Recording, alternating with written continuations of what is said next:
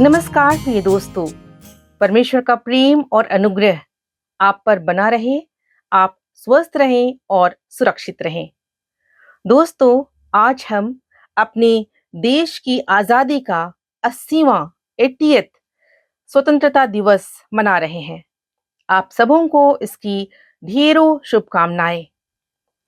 जी हाँ दोस्तों, हम अपने देश भारत की स्वतंत्रता का 79 ईयर्स 79 साल पूरा कर चुके हैं और इस वर्ष 2026 में हम 80वां स्वतंत्रता दिवस मना रहे हैं। हमारे देश की आज़ादी का यह माइलस्टोन है और परमेश्वर को इसके लिए बहुत बहुत धन्यवाद। दोस्तों, हमारे देश भारत का यह स्वतंत्रता दिवस आज़ादी, बलिदान और राष्ट्रीय गौरव की भावना का प्रतीक है।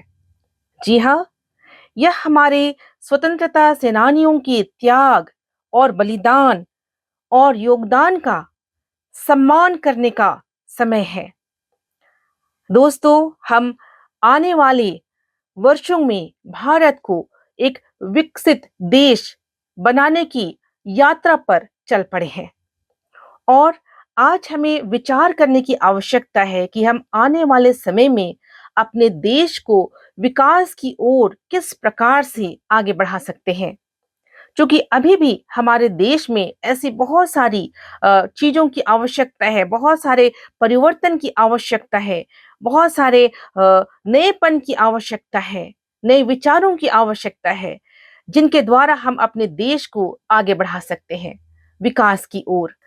जी हाँ दोस्तों, आज अवसर है कि हम अपने नागरिकों, खासकर युवाओं और छात्रों को मजबूत, इनोवेटिव और आत्मनिर्भर भारत के लिए अपनी रचनात्मक ज्ञान और विजन या कहें दूरदर्शिता को प्रदर्शित करने के लिए प्रोत्साहित करें। लेकिन सच कहा जाए दोस्तों, तो आज भी कहीं ना कहीं हमारा देश पूरी तरह से आजाद नहीं है। कैसे? जी हाँ, हमारी सोच, हमारी मानसिकता में, हमारे विचारों में आज भी परिवर्तन की आवश्यकता है। आज हम अपने आप को किस रूप में स्वतंत्र पाते हैं? क्या कभी सोचा है आपने? जी हाँ, विचारों की अभिव्यक्ति में। जी हाँ, यह एक बहुत बड़ी बात है। इसके साथ ही और भी बहुत सी ऐसी बातें हैं जिसमें आज के युवा खासकर अपने आप को स्वतंत्र समझते हैं और कुछ ऐसे कदम उठा लेते हैं जो उनके भविष्य को अंधकार में बना देता है। उदाहरण आपके सामने प्रस्तुत है। आप खुद स्वयं प्रतिदिन के जीवन में आप उदाहरण देख सकते हैं। आज हम एक छोटी सी बात को लेते हैं। जी हाँ, विचारों की अभिव्यक्ति के बारे में। आज स्मार्टफोन क्या ही हमारे हाथों में आ गया है कि हम व्हाट्सएप मैसेज के द्वारा या रील्स बनाने के द्वारा अपने विचारों की अभिव्यक्ति को कैसा रूप दे रहे हैं, इस पर चर्चा करने की आवश्यकता है। आज हम देखें दोस्तों कि विचारों की अभिव्यक्ति की स्वतंत्रता का मतलब यह नहीं कि आप कुछ भी मैसेज जो आपके मन में आ रहा है लिख कर किसी को भेजते चले जाएं बिना सोचे, बिना विचार किए। जी हाँ, यह बहुत ही घातक हो सकता है। व्हाट्सएप के माध्यम से भेजे गए ऐसे हानिकारक मैसेजेस से आपके अच्छे से अच्छे रिश्तों में भी दरार आ सकती है। रिश्ते टूट सकते हैं, दोस्ती दुश्मनी में बदल सकती है और ऐसे बहुत कुछ हो सकता है जिसका बुरा असर आपके अपने जीवन में, परिवार के जीवन में या सामाजिक जीवन में पड़ सकता है। हम जरा सोचें दोस्तों कि ये कैसी स्वतंत्रता है जिसमें हम अपनी सीमाओं को लांघने लगे हैं। हमें अच्छे बुरे का ख्याल ही नहीं। आज हमारी दूरदर्शिता कैसी है, हमारा ज्ञान कैसा है।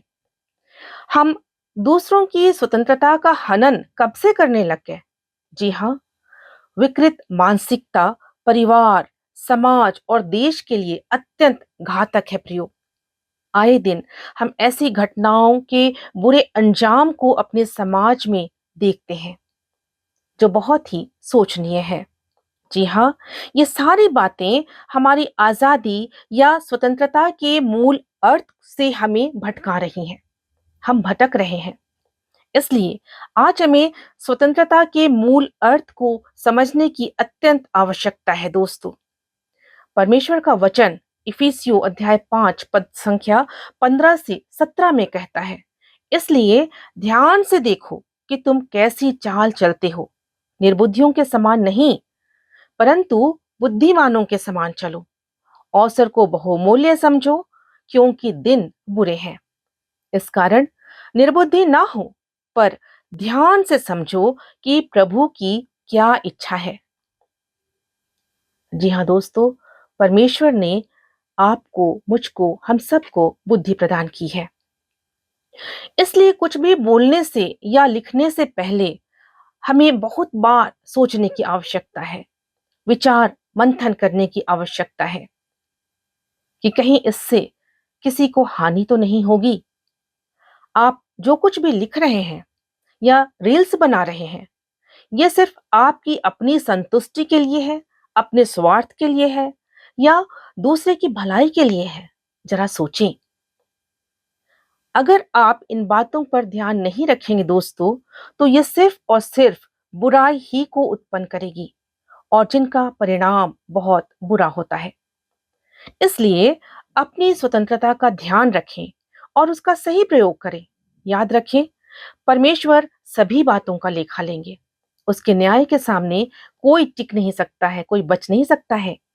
लेकिन फिर भी हमारे लिए एक बहुत बड़ी आशा दी गई है कि यीशु मसीह में जब हम अपनी गलतियों को परमेश्वर के सामने मान लेते हैं और सच्चा पश्चाताप करते हैं और बुराई को छोड़ देते हैं और अच्छाई की राह पर चलकर एक नए जीवन की ओर बढ़ते हैं, तब हमारा जीवन बिल्कुल नया होकर के एक आशीषित जीवन बन जाता है और हम ऐसा जी सकते हैं दोस्तों। याद रखें, प्रभु यीशु मसीह ने हमें स्वतंत्रता के लिए स्वतंत्र किया है और इसलिए इसी में हमें स्थिर रहना है और किसी भी प्रकार की दासत्व के जुए में नहीं जुटना है। जी हाँ, इसका मतलब यह है कि हम किसी भी ऐसे काम में ना पड़े जहां से किसी भी ऐसे बुरे काम में ना पड़े जहां से कोई हमें बचा नहीं सकता है दोस्तों। और मैं फिर से एक बार याद दिलाना चाहूंगी कि हमारा सबसे बड़ा शत्रु जो शैतान है, जो हमारा विरोधी है, वही हमें परमेश्वर की इच्छाओं और परमेश्वर की आज्ञा के विरुद्ध चलने के लिए हमें भटकाता है। और इसलिए हमें अपने आप पर नियंत्रण रखने की आवश्यकता है और हमें अपनी गलतियों को पहचानने की आवश्यकता है कि समय रहते हम अपनी गलतियों को पहचानें, उन बुराइयों को छोड़ें और मसीह की राह पर चलें। क्योंकि यदि हम मसीही होकर अपने पापी स्वभाव में ही जीना चाहते हैं, तो यह हमारी सबसे बड़ी भूल होगी और जिसकी माफी कहीं नहीं है दोस्तों। और इसका परिणाम शारीरिक मृत्यु के साथ ही साथ आत्मिक मृत्यु भी है। इसलिए दोस्तों, हम गंभीरता से इन बातों को लें और अपने स्वतंत्रता का हम सही उपयोग करें।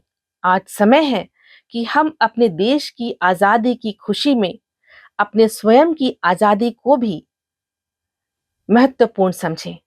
जी हाँ, अपने स्वयं की आजादी के महत्व को भी समझें, खुद जिए और दूसरों को भी जीने दें।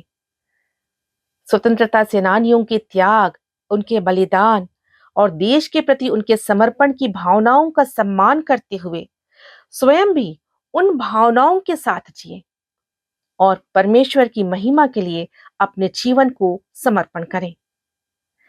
परमेश्वर आप सबों को बहुत आयत की आशीष दे। आप सबों को एक बार फिर से स्वतंत्रता दिवस की ढेरों शुभकामनाएं। जय हिंद। आमीन।